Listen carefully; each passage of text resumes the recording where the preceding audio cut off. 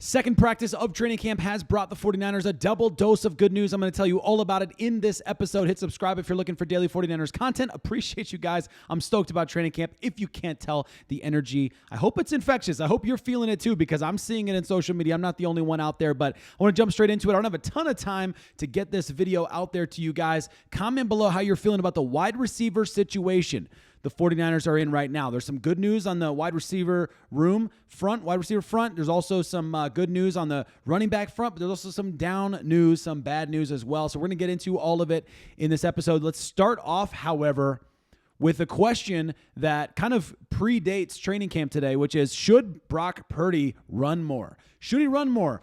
Thought it was really interesting. Went on KMBR. Brad Graham covered this well, so I'm going to say it. I'm going to let him say it instead of myself. Steve Young has almost been hyper-fixated on Brock Purdy needing to run more for years now. Brock was asked about it on KMBR, and he basically said respectfully, no. He said his goal is to be a point guard and play within the system, not just freelance and be a runner just because. I liked his answer, which is the main thing to take away from it, is Brock Purdy's just thinking, don't just run to run. Don't bring in the run because it's this thing that he has to do. Bring in the run when it's helpful. And I love that, because we've seen teams try to run the ball through their quarterback by design. I think it always works better when you read the situation. Let Brock Purdy do what he's great at. Let him go through his reads. Let him be that elite processor that he is. And then if the play breaks down further and there's still nothing he can do, then he can consider breaking out and going into the run. I think it's good for Brock Purdy to be thinking this way too, because that tells me there is no pressure from above for him to go out there and try and do anything more than just execute the system. His head is in the exact right place. He has a great head on his shoulders. I'm happy about this. Next one. Oh, yeah, sorry, I forgot about this. Nick Wagner also posting about practice today, saying that off the practice field on Wednesday, everyone but Jacob Cowing was present and accounted for. Longer session than yesterday. Sharp day for Brock Purdy and the offense. More to come later. Now, I want to say about this, because people are kind of already starting to freak out. He threw a couple picks yesterday. Didn't throw any picks today. So what do? So we say yesterday's a bad day because he threw a couple interceptions, and then today he's 13 for 14, and we're going to count those and say it like it's a game. No. I'm not there. I'm not with you. Can let me know in the comments if you disagree. I'm just not there. I don't really care. To be honest with you, if Brock Purdy's throwing picks, that means he's testing things. He's trying things. He's trying to get used to new receivers. Like, I have no problem with Brock Purdy throwing picks in practice. This is the time of year, especially in training camp, when he should be trying to do stuff and stretch things and see kind of what's possible, what windows he's feeling good hitting. You know, you're dialing in your golf shot, right? You're really focusing on every little aspect, mechanics and everything. This is your shot to get the best feedback from coaches, the best feedback from defensive players, the best feedback from your offensive players. This is the best time to do it. So take the risks.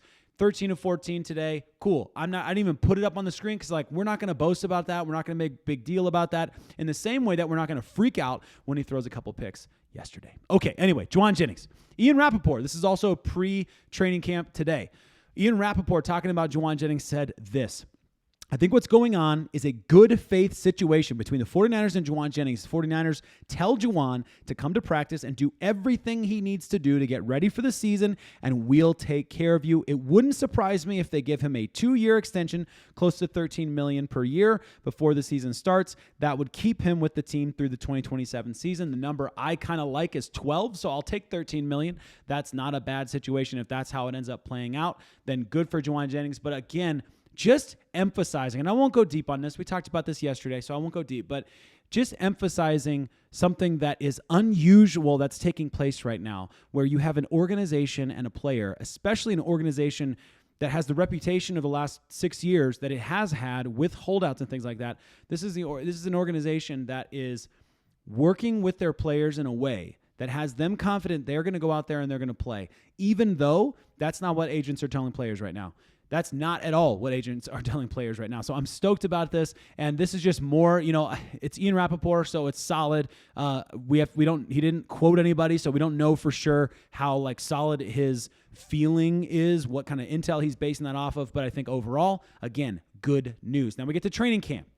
Isaiah Nair, far and away Best play of the day, massive play from Mac Jones, and everybody is talking about it. I mean, every single person that I follow on X that goes to actual training camp said this was the play of the day. When they saw it, they were like, this is the play of training camp. And then after training camp was over, they're like, this is it right here. Best catch of this young 49ers training camp. Rookie Isaiah Nair made a sensational diving grab and triple coverage off a deep post throw from Mac Jones. Now, I thought that was kind of interesting because Mac Jones, of course, you can see it one way or the other. As far as I'm concerned, you see what happened in New York today with Justin Fields going down potentially for the season. That's the fear, that they believe it's going to be for the season. Justin Fields go down, and I wonder if Mac Jones is thinking, oh, hey, wait a second. I'm still here. I'm still playing, and I'm ready to play. They're going to need depth on their roster, obviously. They're going to need somebody to go out there together. I think the next guy up is Tyrod Taylor. Am I mistaken on that? But whatever.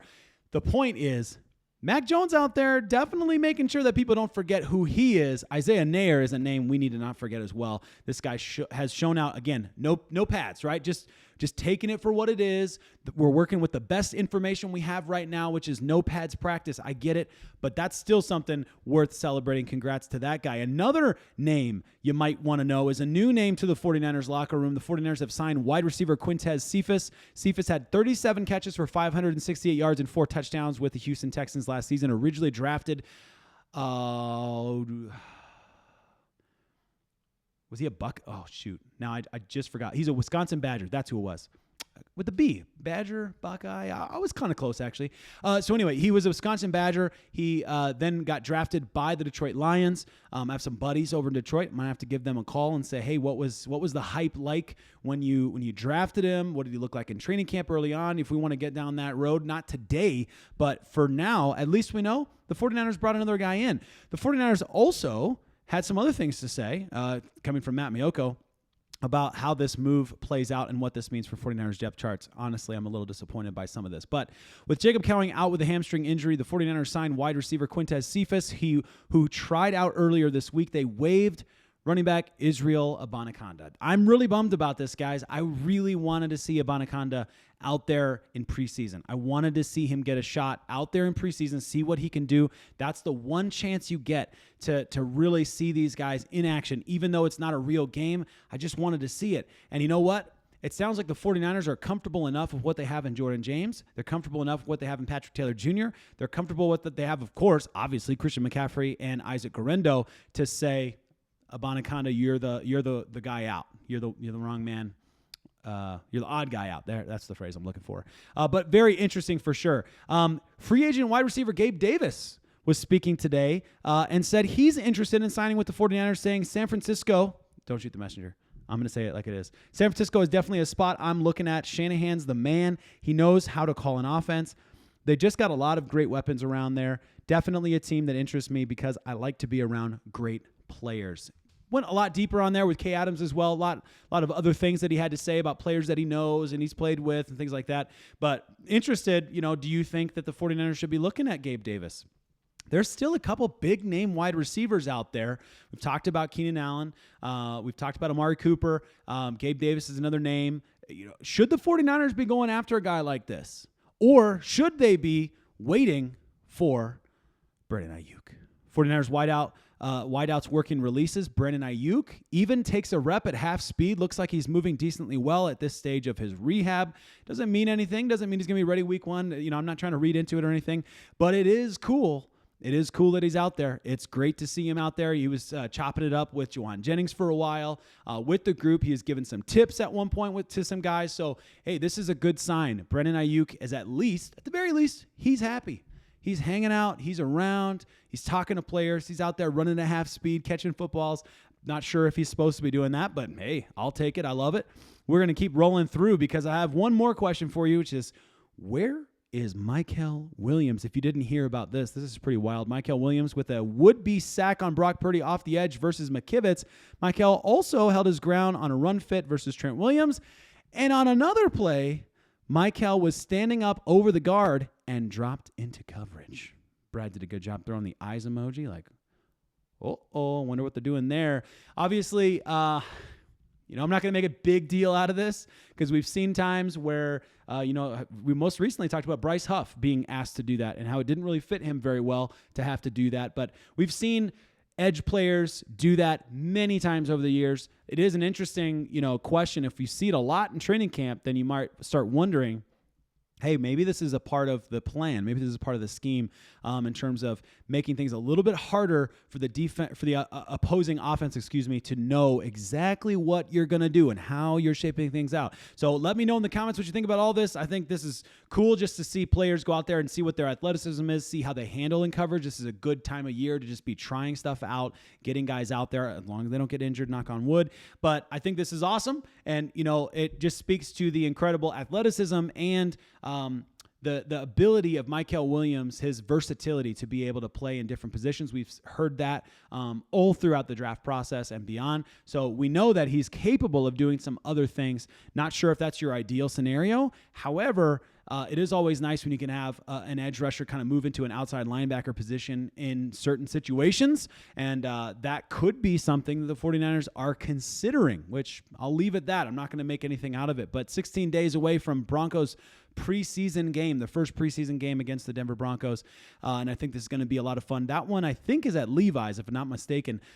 So that'll be fun, of course. And I look forward, and I hope you do too, to all of the stuff that comes out of the rest of today's, interviews and things like that, press conferences, etc. Then tomorrow's practice as well. Then they have a day off on Saturday, a little bit of a rest day. So it'd be good to digest some of the crazy amounts of information that are flowing out right now from the San Francisco 49ers. Appreciate you guys and hope you guys have a fantastic rest of your Thursday.